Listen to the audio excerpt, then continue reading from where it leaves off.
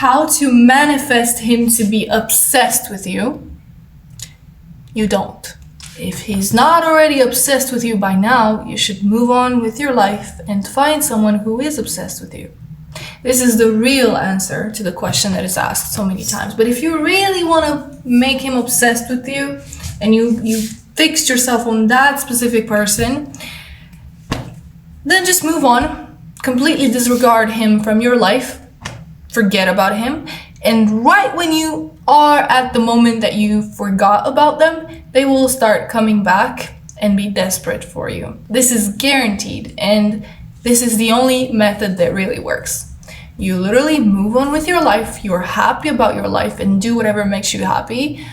And the moment that you stop thinking about them and sending out that desperate energy to the universe that you need them, the moment that you don't need them, they will reach out to you.